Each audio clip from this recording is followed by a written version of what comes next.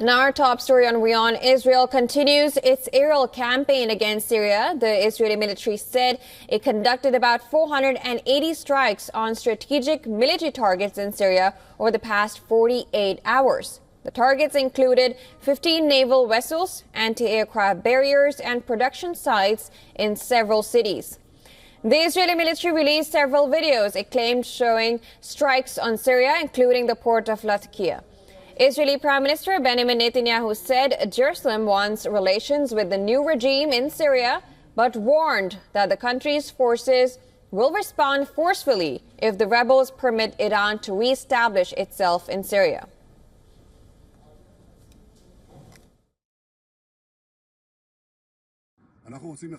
If this regime allows Iran to re-establish itself in Syria, or allows the transfer of Iranian weapons or any other weapons to Hezbollah or attacks us, we will respond forcefully and we will exact a heavy price from it. What happened to the previous regime will also happen to this regime.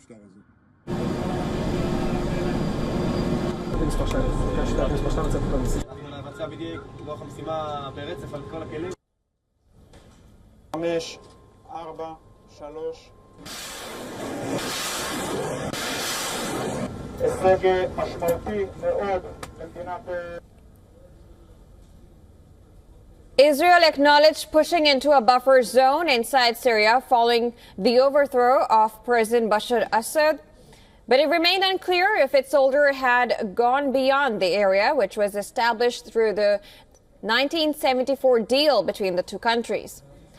Jerusalem, however, has denied advancing on Damascus. Meanwhile, the United Nations has cleared that it is against any violation of the territorial integrity of Syria. Media reported that engagement with Israeli authorities on the and associated with UNDP, he will be here to talk to the Israeli media reported that engagement with Israeli authorities.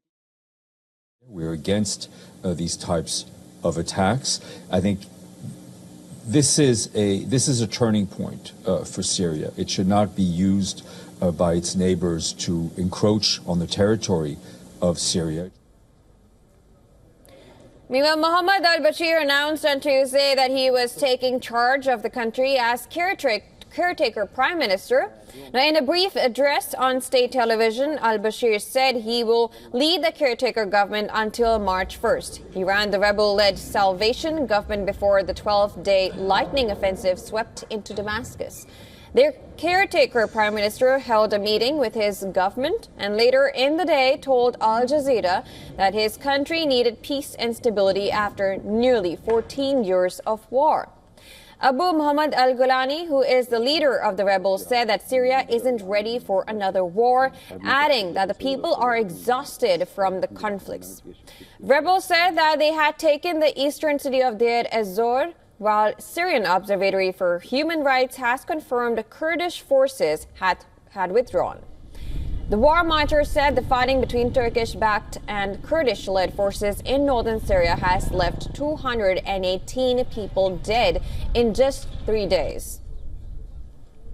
In other development, the U.S. had said it will recognize and support a new Syrian government that renounces terrorism, destroys chemical weapon stocks, and protects the rights of minorities and women.